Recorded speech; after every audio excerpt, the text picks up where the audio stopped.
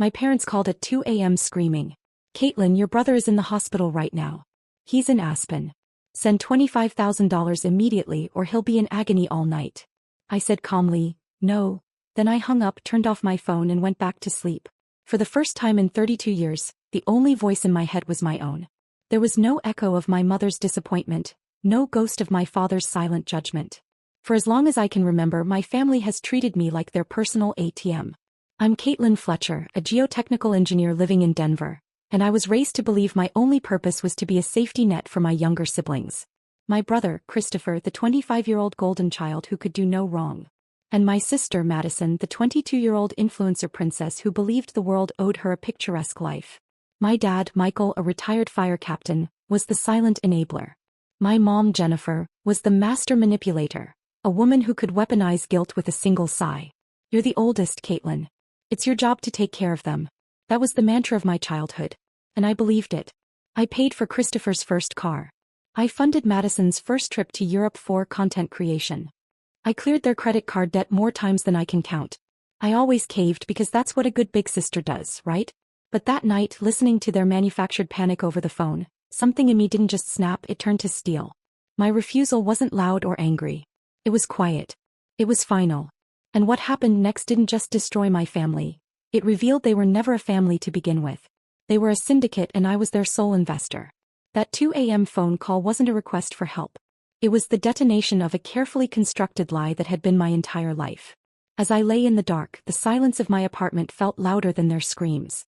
The ghost in the machine, that little voice of conditioned guilt that had whispered in my ear for 3 decades, was finally gone. It used to tell me I was selfish for wanting to save for my own home. It shamed me for taking a vacation while Madison needed a new camera lens. It called me a bad daughter for questioning why Christopher couldn't hold a job for more than 6 months. But tonight that ghost was silent. All I felt was a profound, chilling calm. The kind of quiet that comes after a storm has passed, leaving behind a clean, empty sky. I knew the morning would bring chaos. I knew there would be retaliation. But for the first time I wasn't afraid of the fallout. I was ready for it. Because when you've already lost everything that matters, the only thing you have left to gain is yourself. And that night, I decided I was worth fighting for. I started keeping a spreadsheet about 5 years ago. Not for my own budget but to track the money flowing out of my account and into theirs. The number was staggering. $250,000. $250,000 gone. College tuitions for degrees that were never finished. Down payments for cars that were eventually repossessed. Bailouts for failed business ventures Christopher called startups. Funding for Madison's influencer trips that yielded nothing but sponsored posts and credit card debt. That spreadsheet was the first time I truly understood the trap I was in. It wasn't just love or family duty. It was a psychological prison my mentor, Jessica, called the FOG. Fear, obligation and guilt. The fear was of being cast out, of being labeled the selfish sister, the ungrateful daughter. The obligation was the story they had drilled into me since birth. That my success wasn't mine, it was a family resource. The guilt was the weapon they used every time I hesitated. My mother could make me feel like a monster for buying a new couch instead of paying for Christopher's $5,000 gaming setup. It was a perfect system of control. Jessica, a senior partner at my firm, saw it from a mile away. We were having lunch one day when my phone buzzed with a Venmo request from Madison for $900, labeled emergency skincare. I started to type in my PIN and Jessica put her hand over my phone. "Caitlin," she said, her voice gentle but firm, "they're not asking anymore. They're just taking. You've taught them that your well is bottomless." He was right. The requests had become demands and my compliance was expected. The final catalyst started 2 weeks before the 2 a.m. phone call. Christopher announced in the family group chat that he and his wealthy friend, Ryan, were going to Aspen for a mental health weekend. He needed to reset. Before I could even react, Madison chimed in that she was going too for the networking opportunities. My mom immediately texted me privately. "Your brother and sister deserve this, honey. They've had such a hard year." Translation: get your wallet ready. I ignored the text. A few days later, a photo appeared in the chat. The 3 of them, Christopher, Madison and Ryan, posing in front of a private jet. Madison's caption read, "Aspen bound. So grateful for family who makes dreams come true." A cold dread washed over me. I knew my parents' finances. They didn't have private jet money, which meant someone was running up a tab they couldn't pay. And I knew exactly who they expected to settle the bill. From the moment they landed, Madison's social media became a performance of obscene wealth. It wasn't a vacation. It was a fantasy reel broadcast to her 2 million followers. They checked into a 3-bedroom suite at the Little Nell, and she posted a 30-second video panning across the marble bathrooms, the roaring fireplace, and the balcony overlooking the snow-covered mountains. She tagged the hotel and added the caption, "Home for the next few days." That night, they were at a private table at a nightclub, surrounded by sparkler-topped bottles of $1,000 champagne. Christopher posted a blurry video of himself throwing stacks of $100 bills into the air while Ryan laughed beside him. I watched it all from my couch in Denver, eating leftover chili and reviewing structural integrity reports for a bridge project. The contrast was so sharp it felt like a physical blow. The next day was even worse. They rented matching white Range Rovers. Madison did an entire photo shoot in a Fendi ski suit that cost more than my mortgage payment. They posted videos from the top of Aspen Mountain, laughing and clinking glasses, completely detached from reality.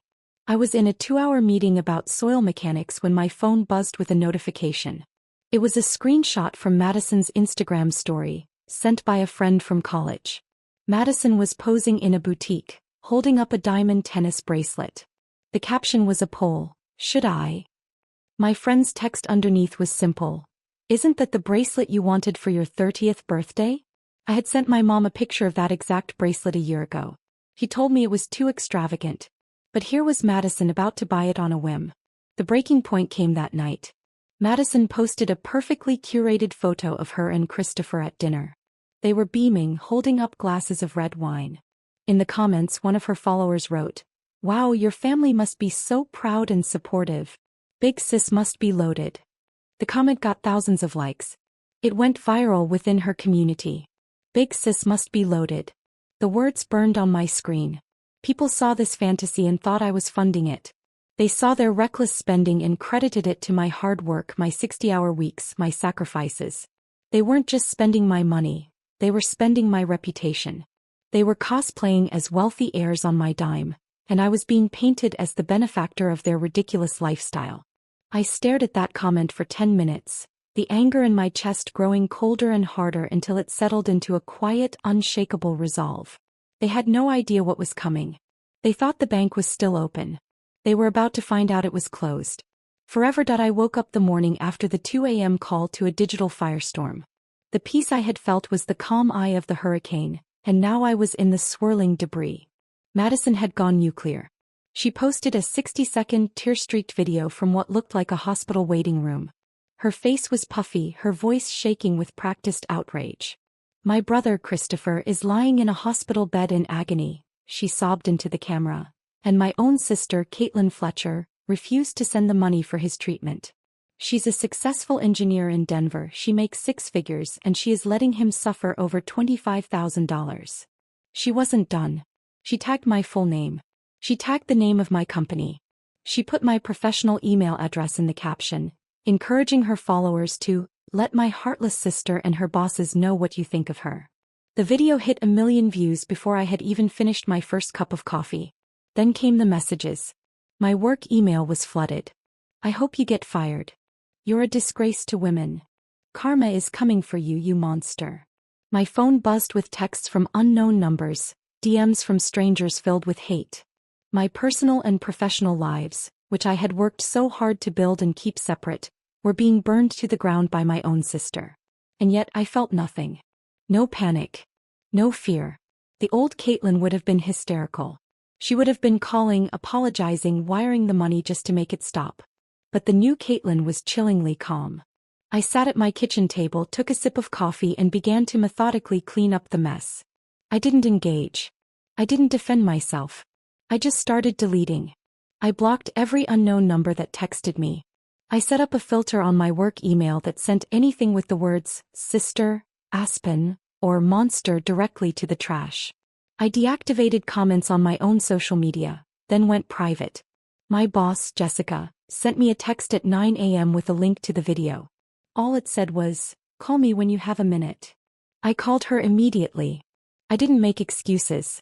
I simply said, "There's a family situation I am handling. The story online is not accurate.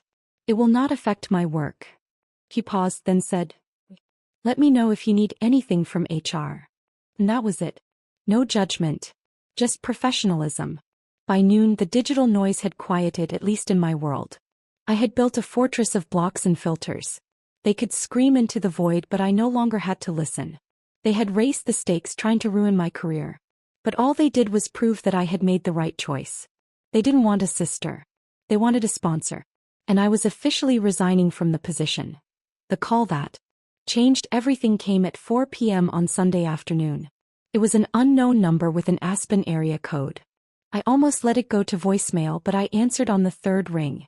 "Is this Caitlin Fletcher?" A calm, professional male voice asked. "This is Officer Miller with the Aspen Police Department. I'm calling regarding your brother, Christopher Fletcher." I put the phone on speaker and continued to fold my laundry. "Go on," I said, my voice even. He took a breath. "Ma'am, the story about a hospital emergency isn't entirely accurate. We were called to the casino last night after Mr. Fletcher assaulted a floor manager. During our investigation, we discovered he had used a fraudulent driver's license and a forged line of credit application to obtain $100,000 in casino markers, which he then lost." I stopped folding. $100,000. "He is currently in custody," the officer continued, "facing charges of felony assault and felony fraud. Bail has been set at $50,000 cash only." The power dynamic of my entire life flipped in that single moment.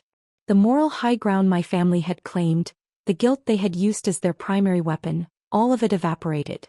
This wasn't a family drama anymore. This was a criminal case. They were facing a system they couldn't manipulate with tears or sob stories. And their one get-out-of-jail-free card had just declined the charge. "And you're calling me why exactly?" I asked, resuming my folding. "You were listed as his emergency contact and he's been asking for you," Officer Miller said. "His parents are here, but they seem unable to produce the required funds." I could almost hear the understatement in his voice. I took a folded towel and placed it on the neat pile. "Then his parents have a problem. I'm not his guardian and I'm certainly not his co-conspirator. Please direct all future communication to Michael and Jennifer Fletcher." I hung up before he could respond. Not 2 minutes later, my father called from a blocked number. I answered. The sound was pure chaos. My mother wailing in the background, my dad's voice tight with panic. "Caitlin, they're going to send him to prison. It was all a misunderstanding. You have to help us." His voice was desperate, stripped of all its usual authority. He wasn't a disappointed father anymore.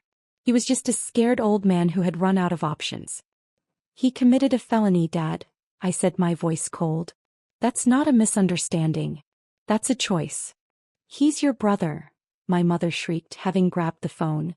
"You can't just abandon him in a jail cell." For years that line would have broken me. But now it was meaningless. "I can," I said. "And I will. You created this monster. You can deal with him." I ended the call and blocked the number. They had no power over me anymore. The FOG had finally lifted. My father made one last desperate plea the next day. He called from a payphone, his voice raspy and broken. "He has a gambling addiction, Caitlin," he confessed, the words tumbling out in a rush. "It's been going on for years. We didn't want to tell you." He explained everything. The secret debts, the loan sharks, the $200,000 they'd borrowed against their house to cover Christopher's losses, telling me it was for home renovations. The Aspen trip was supposed to be his one last chance to win it all back. They weren't just enabling him. They were co-conspirators in their own financial ruin. Now the bank was foreclosing on their home. Christopher was facing serious prison time. And they were completely, utterly broke. "We need $200,000, Caitlin," he begged, his voice cracking. "One last time. We'll pay you back every cent. It's for a lawyer, for the house, for rehab. Please, don't let your mother and I become homeless." I stood on my balcony looking out at the Denver skyline, the air crisp and cold against my face. "No," I said quietly. The word was simple, absolute. There was a long, ragged silence on the other end of the line. Then he played his final, most despicable card. "We gave you the down payment for your condo," he whispered. $40,000. "We gave you that. Doesn't that count for anything?" And that's when the final piece of the puzzle clicked into place. "You didn't give me anything, did you, Dad?" I asked, my voice dangerously calm. He started to sob. Ugly choking sounds. We were desperate, he cried. We took out a personal loan. We couldn't get approved, so I signed your name. We've been making the payments. The world went silent. My down payment. The foundation of my own independence. It wasn't a gift. It was a fraud. Another secret debt they had shackled me with. They hadn't just been taking my future income. They had stolen from my past. That was the ultimate betrayal. Goodbye, Dad, I said, and I ended the call. The collapse was swift. Without my money to stop the bleeding, their world fell apart. The bank foreclosed on the house. Madison's influencer career imploded when the story of the GoFundMe fraud went viral. Her brand deals were dropped, her followers vanished. Christopher took a plea deal, felony fraud in exchange for 18 months in a state prison, followed by mandatory rehab. I moved to a new apartment across town, changed my number and scrubbed my life clean of them. The silence they left behind was the most beautiful sound I had ever heard. My shoulders, which had been tight with tension for 2 decades, finally relaxed. I bought my own home 6 months later, this time with a down payment that was truly my own. I finally understood that setting a boundary isn't an act of war. It's an act of self-preservation. They didn't see me as a daughter. They saw me as a resource. And resources eventually run dry. My freedom had a price tag of $250,000, but I would have paid double.